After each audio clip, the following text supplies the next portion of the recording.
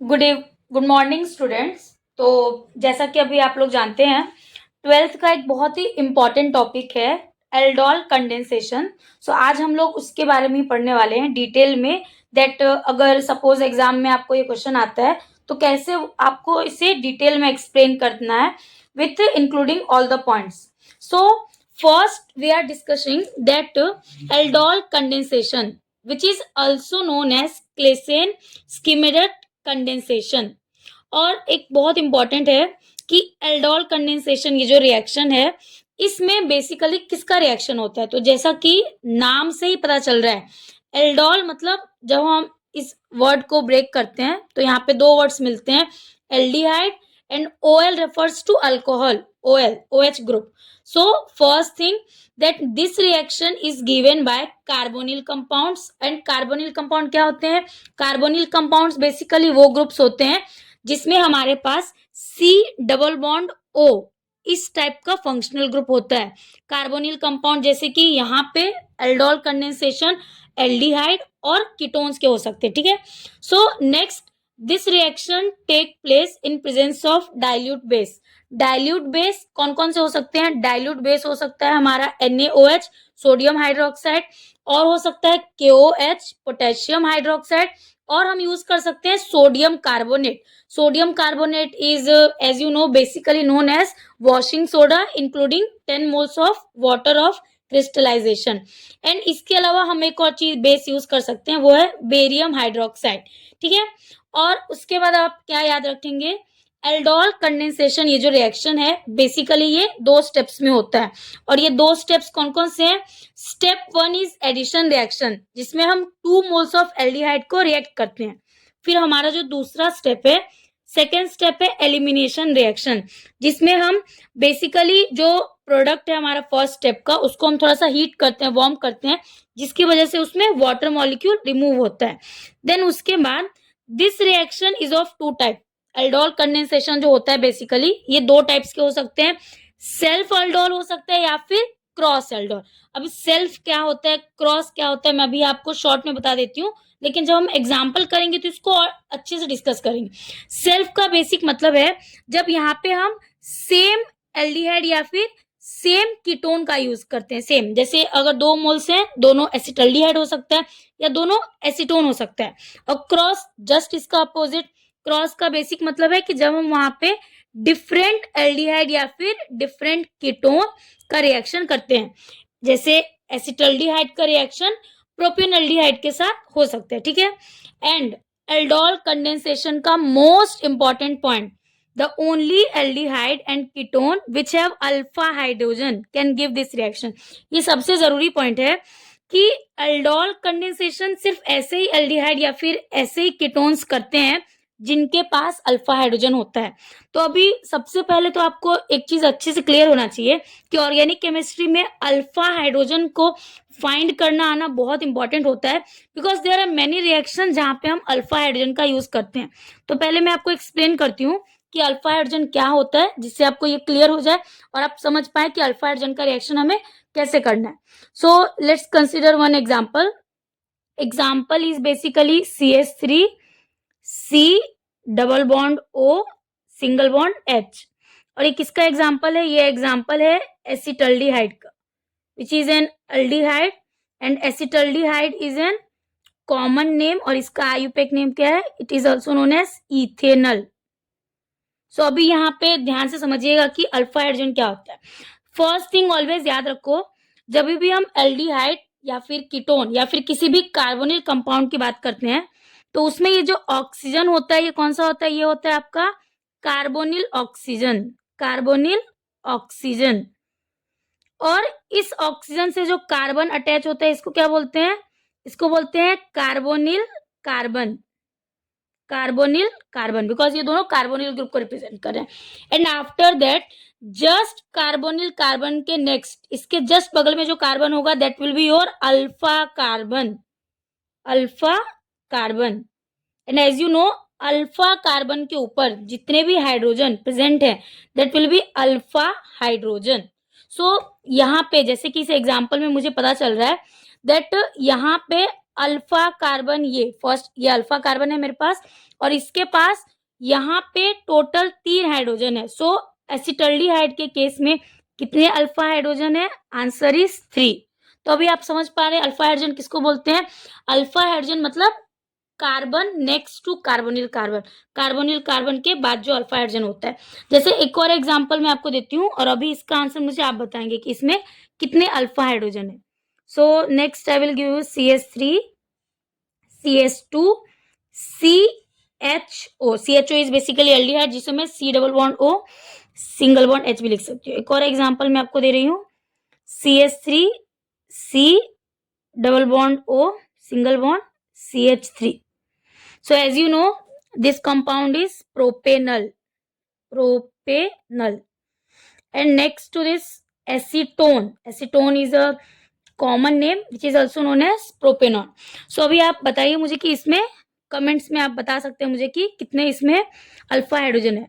ये carbonyl carbon है, इसके नेक्स्ट में जो कार्बन है दैट इज अल्फा कार्बन और ये कार्बन कितने हाइड्रोजन से अटैच है? 2। सो प्रोपेनल के केस में मेरे पास कितने अल्फा हाइड्रोजन है? It is 2।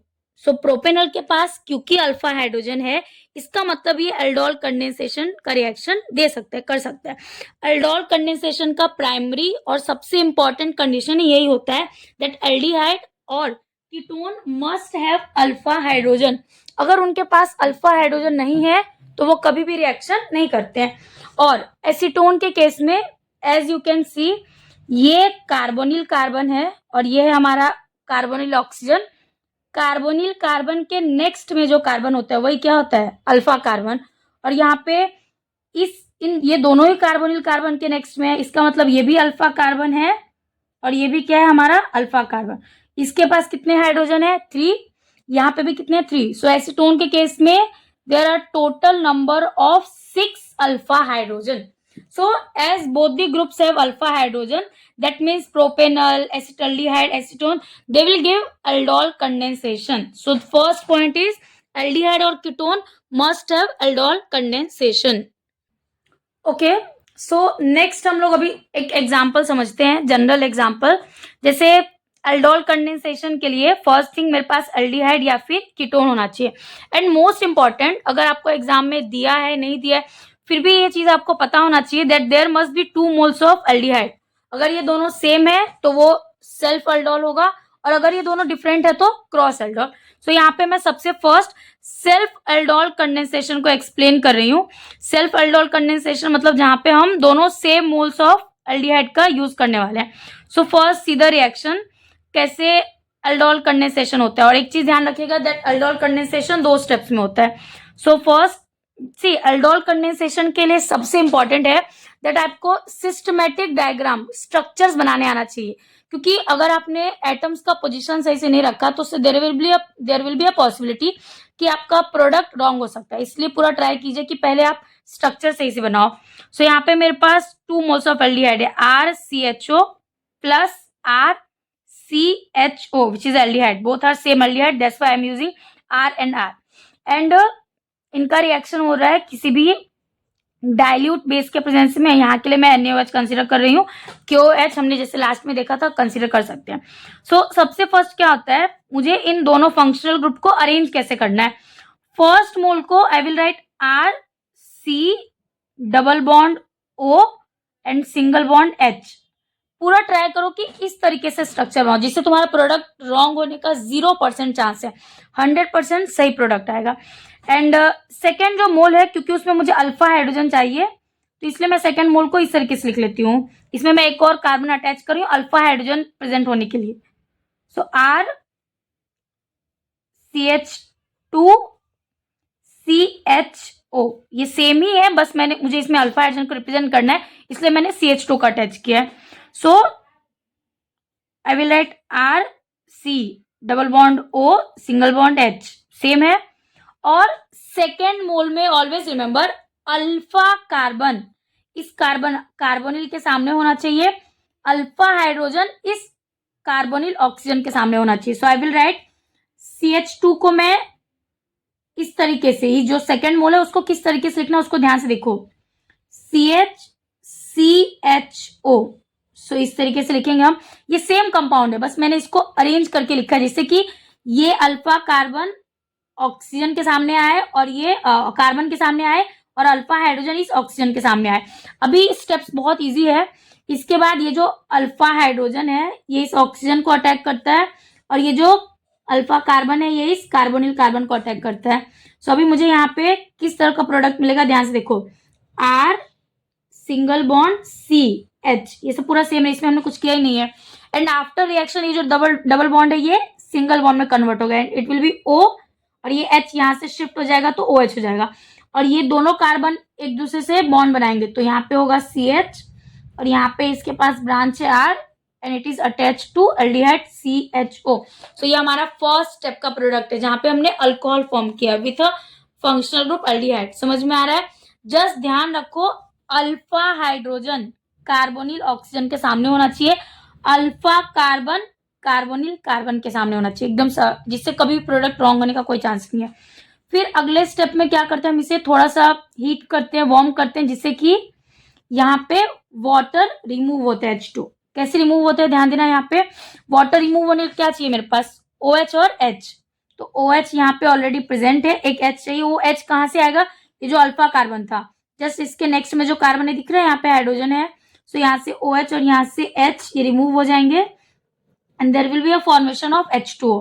सो फाइनली मुझे क्या प्रोडक्ट मिल रहा है, RCH। क्योंकि मैंने यहाँ से एलिमिनेट किया तो एलिमिनेशन के बाद जो बॉन्ड है उसका नंबर इंक्रीज हो जाता है, तो ये सिंगल बॉन्ड से किस में कन्वर्ट हो जाएगा, डबल बॉन्ड में, carbon with R group and single bond CHO। ये हमारा फाइनल प्रोडक्ट है।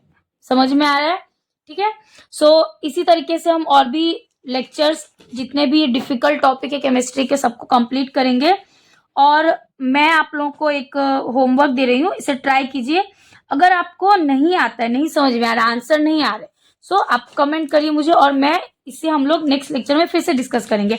हम इसका एग्जाम्पल और वापस से डिस्कस करेंगे और एग्जाम्पल के लिए मैं आपको दे रही हूँ CH3 CO CH3। सो इसका आप एल्डोल कंडेंसेशन कर सकते हैं 2 moles in presence of dilute KOH and there will be one more example, बहुत कॉमन एग्जाम्पल है 12th बोर्ड का, जब भी आपका एग्जाम होगा ज्यादा चांसेस है कि यही एग्जाम्पल आपको एग्जाम में आएगा। Double bond 2 moles in presence of, you can take any base, I am taking dilute sodium carbonate। Okay, so thank you so much। आप ध्यान से इसे करिए एंड थैंक यू।